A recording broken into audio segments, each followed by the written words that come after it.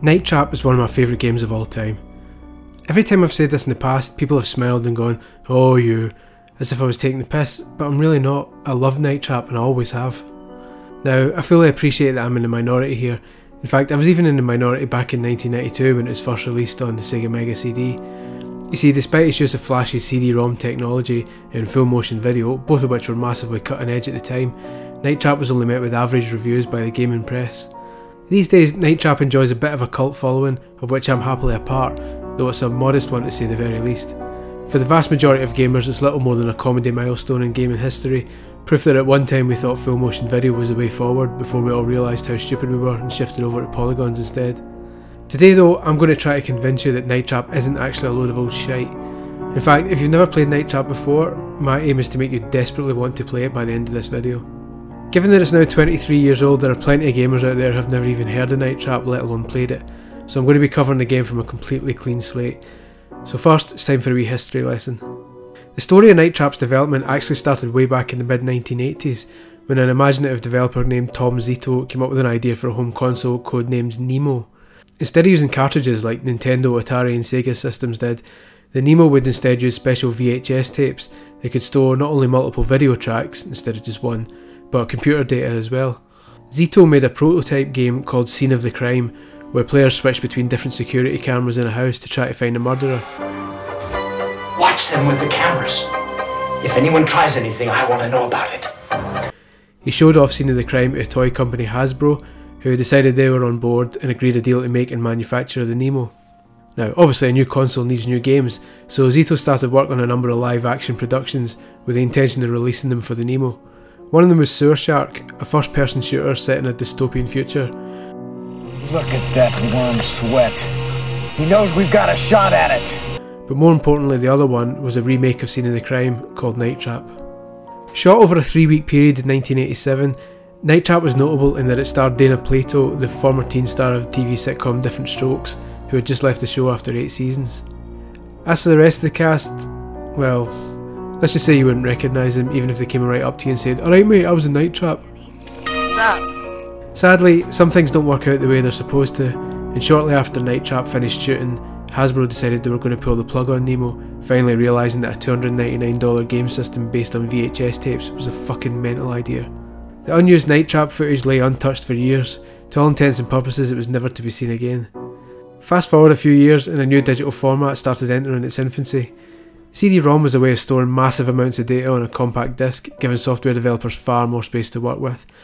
Until this point, console developers had to cram everything on a cartridge. The biggest Mega Drive game, Super Street Fighter 2, was a measly 5 megabytes in size. Suddenly though, they had discs holding up to 700 megabytes, giving them vast amounts of storage to work with. This extra space also let them experiment with new things that wouldn't have been possible before on cartridge, like CD quality orchestral soundtracks, larger game environments and, most notably, video clips. Johnny Rock was good to me. I know this will be a risky case for you to take. Sensing an opportunity, Tom Zito, remember him? Formed a new company called Digital Pictures and nabbed back the rights to the then dead Sewer Shark and Night Trap. Aware that Sega was making its own CD-ROM add-on for the Mega Drive, Zito and his team got to work taking the 5-year-old Night Trap footage and repurposing it as a Mega CD game. And the rest, well, the rest is Night Trap I suppose. Night Trap puts you in the role of a nameless operative working for the unfortunately named SCAT, a security organisation specialising in surveillance and, for some reason, booby traps that look like they're straight out of Home Alone. You've been tasked with keeping an eye on the Martin house, a typical American suburban home with a suspicious past. 5 girls previously spent the night with the Martin family and all 5 disappeared. If you're big on maths, you'll realise that doesn't add up. As the game begins, another quintet of teenagers are headed to the Martin house for what's referred to around my way as an empty.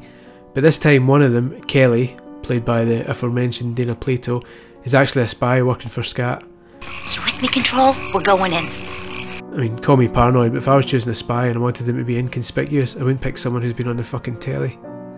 It quickly becomes apparent that all's not well at the Martin house, because while perfectly pleasant goings on are, well, going on in some rooms, in other rooms you've got these creepy bastards swanning around. These are augurs.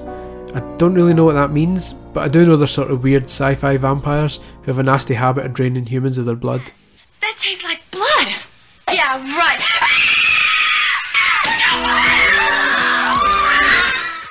It's up to you to figure out what in the world the fuck is going on, Try to find out if the Martin family's in on it, and make sure none of this new batch of teens is caught and turned into a human strawberry Calippo. What? You do this with a special control panel, which lets you take control of the hidden cameras and traps set up in each room.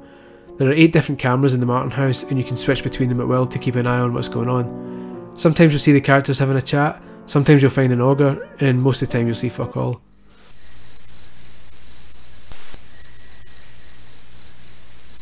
When you come across an auger, you have to try to trap him. A little gauge at the bottom of the screen tells you when he's getting close to a trap.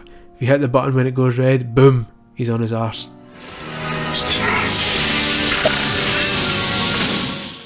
Trapping is the most important mechanic in the game.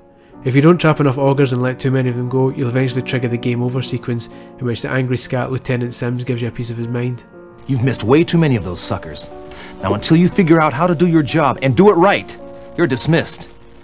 Breaking contact. You have to stay on guard though, because even if you're a trapping maestro, there are still a few moments in the game where you can get an instant game over regardless of your trap ratio. Anyone familiar with slasher films should be able to tell when these moments are kicking in, the first being the classic scantily clad lady in the bathroom scene.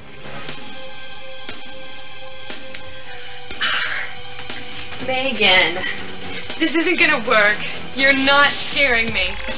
Wait, what are you doing now? Trap the auger here and Lisa will escape, continuing the game and advancing the story. Fail to set the trap at the right time though, and shit will go down. Lisa will be caught by the augers, they'll sap her blood from her, and a fucking raging Lieutenant Sims will literally pull the plug on your game.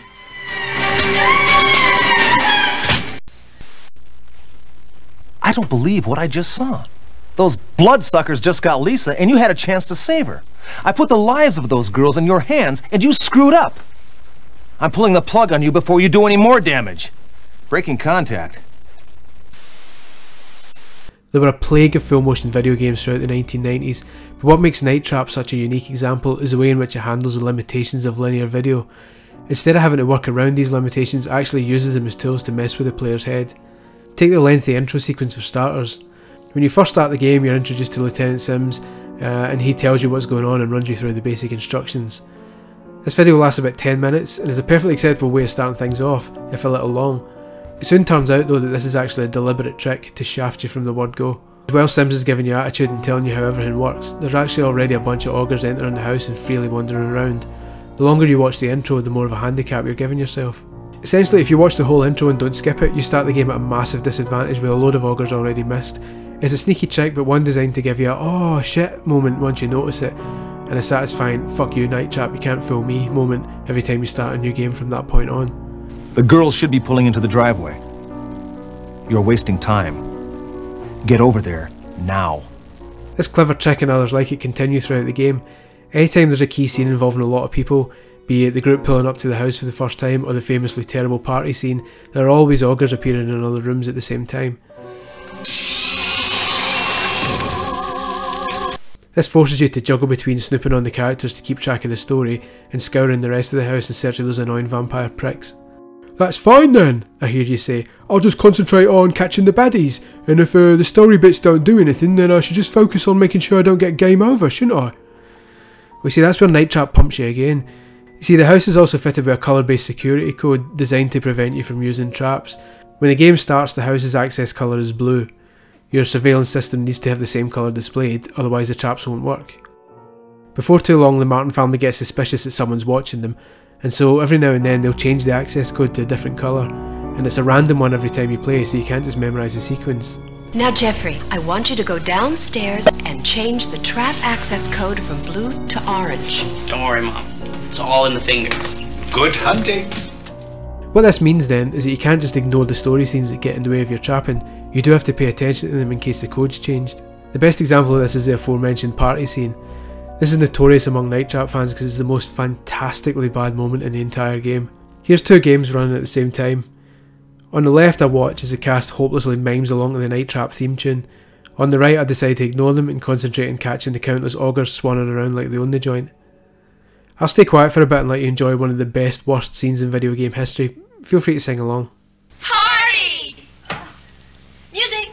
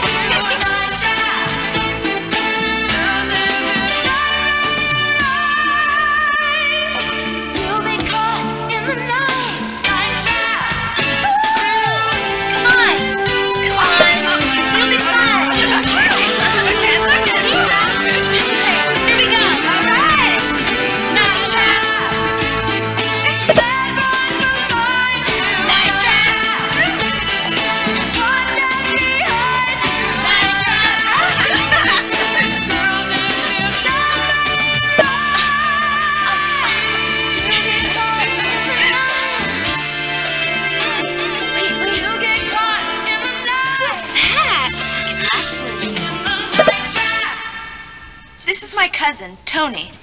All brilliantly shite, I'm sure you'll agree. But while it seems obvious that you should be leaving those arseholes to it and going around the house trapping the bad guys instead, if you don't keep checking on them, here's what you miss. What's going on? That girl looks exactly like Madeline. Oh, not that again. No, not that again. Come on, Studley, we better change that code. How about orange? Sure.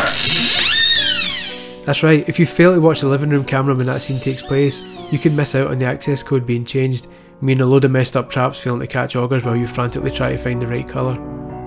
When it was released, Night Trap attracted a lot of controversy. At the time, gaming was still considered a pastime mostly enjoyed by children, so the introduction of a full motion video game featuring reasonably clad women in mild peril was considered a national outrage.